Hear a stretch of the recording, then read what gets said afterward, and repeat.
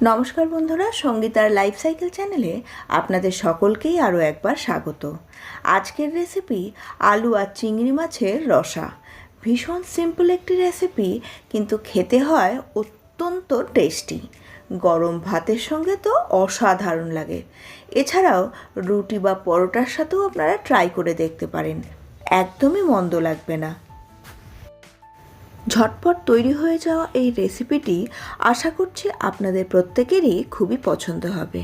তো চলুন আজকের রেসিপিটি শুরু করে ফেলি।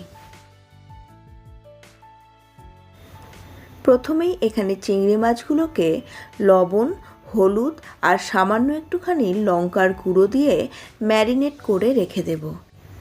এইভাবে ম্যারিনেট করে মাছটাকে 15 থেকে 20 মিনিটের জন্য রেখে দেব। আপনারা চাইলে এই সময় আবার এটাকে ফ্রিজেও ঢুকিয়ে রাখতে পারেন।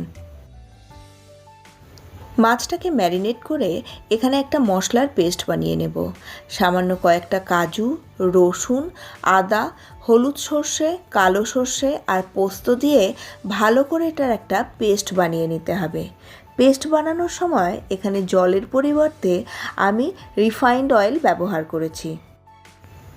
খোসা ছাড়িয়ে আলুগুলোকে টুকরো টুকরো করে কেটে নিয়েছি। ভালোভাবে ধুয়ে জলে ভিজিয়ে রেখেছি যাতে কালো না হয়ে যায়। কড়াই গরম করে এর মধ্যে সরষের তেল দিয়ে দেব। তেলটা যখন গরম হয়ে যাবে তখন এর মধ্যে প্রথমে একটুখানি লবণ ও হলুদ দিয়ে দেব। তেলটা ভালোভাবে গরম হয়ে গেলে এবার এর মধ্যে চিংড়ি মাছগুলোকে ভেজে নেব। চিংড়ি মাছ অনেকক্ষণ ভাজতে হয় না, তাহলে কিন্তু এগুলো রাবারের মতো শক্ত আর চিউই হয়ে যায়। সামান্য এপিটোপিট করে নিয়ে যখনই এর মধ্যে রং ধরা শুরু হবে মাছগুলোকে তুলে রেখে দেব।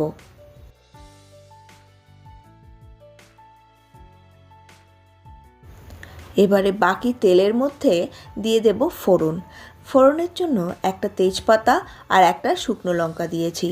সামান্য নাড়াচাড়া করে যখন তেজপাতা আর শুকনো লঙ্কার গন্ধটা বেরিয়ে আসবে তখন এর মধ্যে দিয়ে দেব সামান্য একটুখানি জিরে। আবারও মিনিটখানেক নাড়াচাড়া করে টুকরো করে রাখা আলুগুলোকে দিয়ে ভালো করে ভেজে নেব। আলুগুলো যখন কিছুটা ভাজা হয়ে যাবে তখন একপাশে সরিয়ে রেখে কড়াইয়ের মধ্যেই কুচি করে রাখা একটা মিডিয়াম সাইজের পেঁয়াজ দিয়ে দেব। আবার আলুর সঙ্গে মিশিয়ে নিয়ে সবগুলোকে ভালো করে ভেজে নেব। আপনারা চাইলে এখানে আলুটাকে তুলে রেখে দিতে পারেন। ভালোভাবে ভাজা হয়ে গেলে এবার এর মধ্যে পরিমাণ মতো লবণ, টেস্টকে ব্যালেন্স করার জন্য সামান্য চিনি, হলুদের গুঁড়ো আর লঙ্কার গুঁড়ো দিয়ে আবার ভালোভাবে কষিয়ে নেব। মশলাগুলো যখন খুব ভালোভাবে কষানো হয়ে যাবে তখন এর মধ্যে পেস্ট করে রাখা সর্ষে পোস্তটাকেও দিয়ে দেব। এবার আবারও সবগুলোকে ভালো করে কষিয়ে নেব।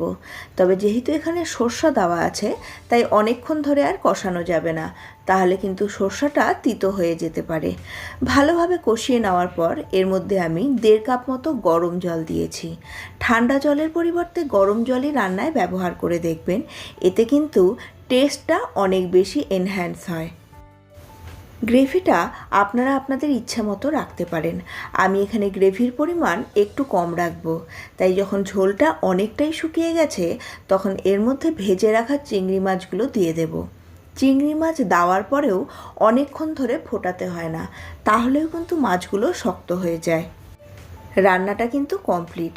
গ্যাস বন্ধ করার আগে এর ওপর দিয়ে দিয়েছি সামান্য একটুখানি ধনেপাতা কুচি।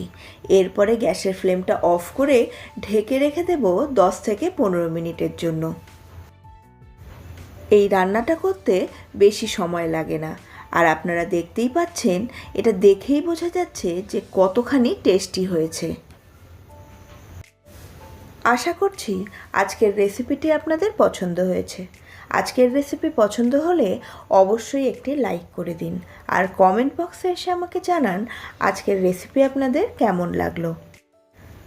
আপনারা যদি আমার চ্যানেলে নতুন হন তাহলে চ্যানেলটিকে সাবস্ক্রাইব করে পাশের বেল বাটনের অলে ক্লিক করে দিন, তাহলে আমার প্রত্যেকটি নতুন রেসিপির নোটিফিকেশান আপনাদের কাছে পৌঁছে যাবে সবার আগে। আপনাদের সঙ্গে দেখা হচ্ছে পরবর্তী আরও একটি নতুন ধরনের রেসিপি নিয়ে। ততক্ষণের জন্য সুস্থ থাকুন, ভালো থাকুন এবং অবশ্যই এই ফেস্টিভ সিজনে রেসিপিটিকে একবার হলেও ট্রাই করে দেখুন। আপনাদের সত্যিই ভীষণ পছন্দ হবে।